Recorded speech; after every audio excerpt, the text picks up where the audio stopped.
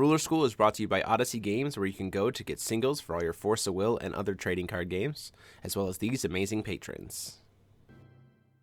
Thank you for your support. Class is in session. Hey there, Rulers, DMO73 here. Before we get started, just a reminder that Odyssey Games is now taking pre-orders on Epic of the Dragon Lord, the first set of Saga Cluster.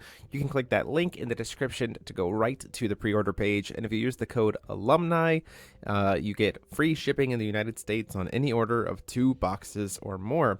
So check that out, and let's go ahead and get into the deck profile. This is our Haunted Forest Pricia list. It is a green, black, red list that the whole focus is on trying to kind of jump scare your opponent and just do things that they're not expecting when they're not expecting, and kind of turn their own cards against them and just put them in a position where suddenly they're dead and they didn't expect it. That's the whole kind of idea. It really falls a lot around the card this Pricia's Encouragement, as well as Mikage Seijiro. We'll get into that in a little bit. So obviously our ruler is Pricia. We're really using Pricia for her God Art, actually, in this one, to kind of suddenly burst out lethal damage in an unexpected way that they're not thinking about, as well as to be able to get strangers into our hand. We're using strangers that you typically want to have in your hand to take advantage of the fact that Claw can pay for them, particularly Ampus Bana, because suddenly this card can be dealing lethal damage because it can double its damage and has Pierce. Faust, we can get to grave very effectively with Pricia. So suddenly, like, oh, whoops, you weren't expecting a Faust. Suddenly, I'm using Pricia to cheat it, to give something a minus, give something else a buff. You kill my guy, suddenly there's a Faust. Hino, just like super sudden board wipe out of nowhere. Zane, super sudden, being able to draw a bunch of cards, especially after a long turn. And then Green Wizard's kind of the chill one, but it's primarily because you can set up a nice little lock where your first Green Wizard calls Wizard, and then your second Green Wizard calls Vampire. So then suddenly all of your vampires and your Green Wizards are safe, which is great because Mikage makes things vampires when he steals them. Stone base wise, we're playing 4 Autoraktia's Memoria, 4 Black Silence, and 2 Blasting Waves, so that we have enough darkness. You probably could bump up to a 5th, so playing Blasting Waves, like a 1-of copy and 1 Scorched Bales, because the deck does have a bit of darkness in it, especially Mikage, who costs 3. But that's kind of player preference.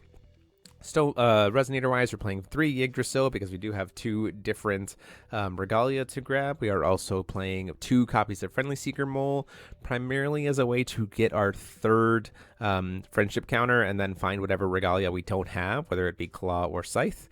4 copies of Mikage Rhea to turn on the kind of engagement package with Part of True Power, getting Mikage to grave, that kind of stuff. 2 Percivals because it's an excellent grab off of Magnus Guardian Beast.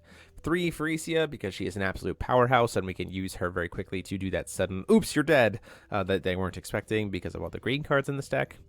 2 copies of Magnus Guardian Beast because you can get some serious value out of this card in this deck, usually hitting like a Percival and a Rhea, or a Percival and a Friendly Seeker Mole. Like, there's just a lot of things you can grab with them. 2 copies of Forest Bear because not only can he jump stare to kill J-Rulers, but he can also become kind of a cheat because he only triggers his enter effect if you have 3 or more friendship counters, and sometimes in this game you're only going to get 2. So suddenly a 2-cost 8/8 that you can kind of sacrifice away, or like doesn't have an enter effect in response, you know, kind of maintain priority in that way is very, very nice. 3 copies of Mikage Seijiro, and the big piece here is he says whenever a Resonator dealt damage by this card this turn is put into a graveyard, put it into your field. So the nice thing here is if you use Pricia's Encouragement, Mikage is the one dealing the damage, so this becomes a 1-cost steal a thing, which is very, very cool. 4 copies of Claw, 2 copies of Death Scythe.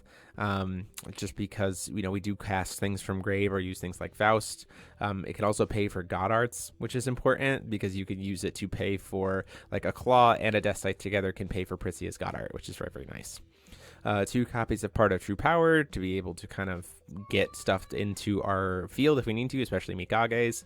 3 copies of Don't Cheat because we have 2 different Wind Regalia that we can draw from, and being able to cancel stuff is great. 4 Sylvia's Burning Flame, being able to give something Pierce is amazing, being able to burn stuff is amazing, and this can also help Mikage kind of maybe kill something that's bigger than he was anticipating to having to kill, which is awesome. It's also, again, like I said, that super sudden, oh wait, suddenly 800 extra damage, I wasn't expecting that, now I'm dead. And then, like I said, 4 copies of Pricia's Encouragement. So there you have it. That is the deck. Hope you guys liked it. And again, check out that link from Odyssey Games to get your Epic of the Dragon Lord pre-orders in and have it by release. release date. Until next time, though, this is DMO73 saying class dismissed.